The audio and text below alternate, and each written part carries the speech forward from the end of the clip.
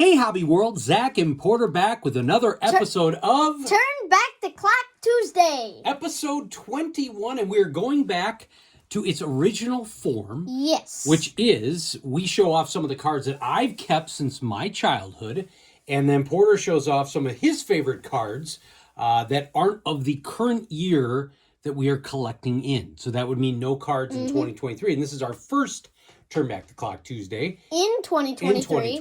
And I get to show off 2022 cards. So we were talking about a theme for this week, and we decided to do autographs.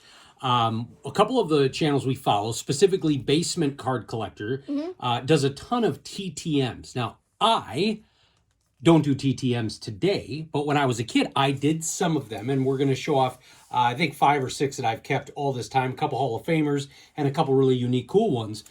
Porter's ventures on collecting autographs started in a pretty cool way and sort of a TTM. Yes. So instead of me starting, you're going to start, then I'm going to go, and then you're going to wrap it up because you got a ton of autos to show. Because at one time, you did claim you own an autograph of every person. Don't give me this. Yeah. Okay, first of all, I got this in the mail one day in the summer with a Bo Jackson 1990 Fleer. I bought it from Offbeat All-Stars on a Twitter stack sale. So... Not with the auto on it. No, so it was a regular card. Dad had tweeted a picture of me holding those 2 cards. What a great day for Porter. He got a Danny Mendick rookie card and a Bo Jackson 1990 Fleer card.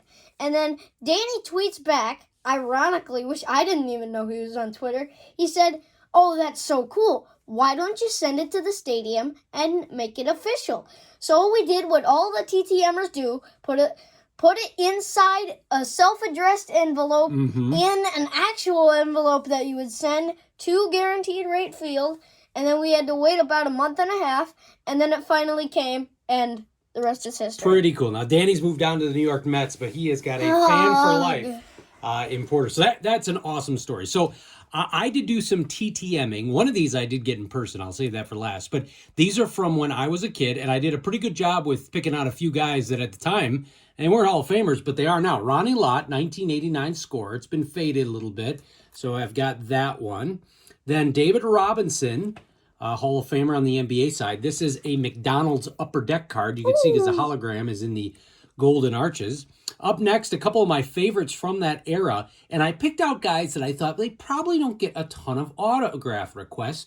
Muggsy Bogues on his second-year card. I think you can see the auto on there. Yeah, I can see it. Then a local kid, every day varsity basketball, when we had practice, we did the Tony Bennett workout.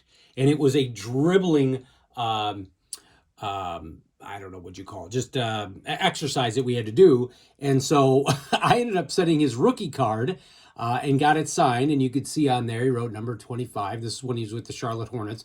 He has since won a national championship as a coach. So that's kind of a cool thing to have. Then one of my favorite Bulls, who I knew probably didn't get a lot of autos. Now he's the Bulls announcer. Bill Wennington. So I sent him this Star Picks wild card. So I thought that was pretty cool. And then lastly, I, a Bear fan, went to Packers training camp. Why did you do that? So my uncle worked for Shopko at the time, and he had VIP seats. We got to have lunch with all the Packers, and it was in 91. So I had, maybe it was 92. I can't remember, but Mandrich was there, and I had him sign this 1991 Pro set. I got to tell you, I got a bunch of autographs that day. Don Mikowski, a few of them I've traded away. But Sterling Sharp was one of the biggest jerks that I met in person. He was very rude, and I heard many stories about how great he was. He actually asked me if my uncle, who he at the time thought was my dad, said, "Does your dad sign autographs while he's at his job?" There were many other things that were said, but that's about as clean as I could say. So I've always thought a little bit differently about Mr. Sterling Sharp. So we're going to transition to some fun cards that Porter has collected, and many are from some generous racks, and some are pack-pulled. Who are you starting with? Some of these I don't remember where they're from, and some, as you can see, some of the stands are empty and some of the stuff on our studio is empty. I will show those cards that were there last. So, starting off with one of my numbered autos, Zach Collins, 2020 Prism, red and yellow, numbered out of 25. Some of these I don't remember where they're from, like this one. This is a 2020 Donruss Signature Series. This one I do remember. Got it from Jenny. Eloy Jimenez Gypsy Queen. Yeah, you just got that. Rami Gonzalez. I got this from Royals 417. Yeah, that's the most recent one I think we've gotten. Numbered out of 125, 2019 Donruss Optic.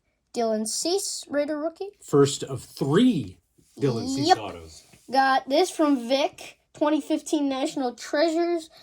Jose Abreu, numbered out of 99. Yeah, that is an awesome auto. I pulled this out of a blaster box, even though I hate the Astros. I just wanted to show it because one of my one-hit wonders, because I think this is the only auto, besides the Oswaldo Cabrera Bowman, which I'll show a little later, that I pulled out of a box. And it's a rookie card, too. It was out of Big League, right? 2021 Topps Big League rookie auto of Brandon Belichick. He's still in the league. Kadeem Carey autograph. That was from Bear Cards 34. Yeah, that's pretty awesome. This is from KBO Collections George, Yoki Cespedes. Love that card. And then another one from Bear Cards 34, Darnell Mooney. I'm wrong. That's the most recent auto. Yeah. And then here's the Oswaldo Cabrera. So you pulled that from a Christmas morning rip. We didn't know who the guy was, but I guess he's a Yankee and he's a good prospect. So that one could be something someday. This was from Jenny. Dylan Cease 2020 Absolute. On a baseball, he autographed it, numbered out of 99. Now that's a cool one. Yeah, I think it's a rookie card too. I'm pretty sure it's got the rookie card emblem. Now, it's funny. Andrew from Page and Dini Beam was just talking. I think it's the same sort of look. It's not going to happen here. But they came out with some autographs on cards that look just like that. And the ink they used must have been disappearing ink, because after about 5 yards, I think the kind of card was called Sweet Spot. All the autos, and he had one of Tim Raines, all of them disappeared. Over time, the ink just disappeared. 2020 Topps Heritage. Actually, this is Archives.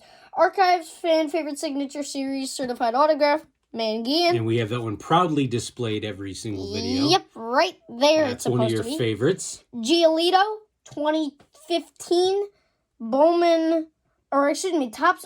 It's a 2017 Topps Archives Signature Series Certified Auto. It says that on here, but on the back it says 2015 Bowman. So 92. That's a replica of his 2015 Bowman card. Yeah.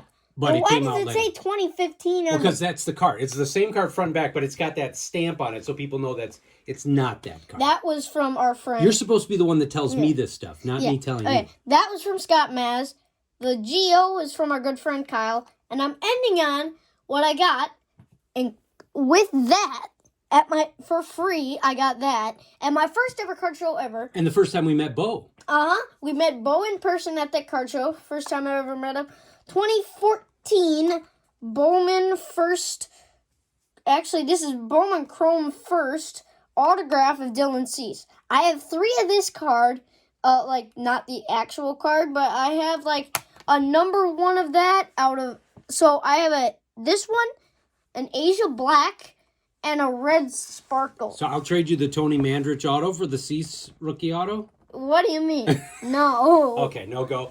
All right, fine. I guess agree to disagree. I think this is a better prospecting card. I do not like the Packers at all. So this was a lot of fun because I was I had a lot of fun writing to some of the players, not as much as some of the TTMers that we follow, but it's cool to see how as a collector, Porter's age now, very similar to the age I was when I got many of these. There's so many different avenues to get autos, most specifically people that have been so generous to Porter. So this was a ton of fun for us to go through. I want to thank you all for watching episode 21 of Turn Back the Clock Tuesday. Bye-bye.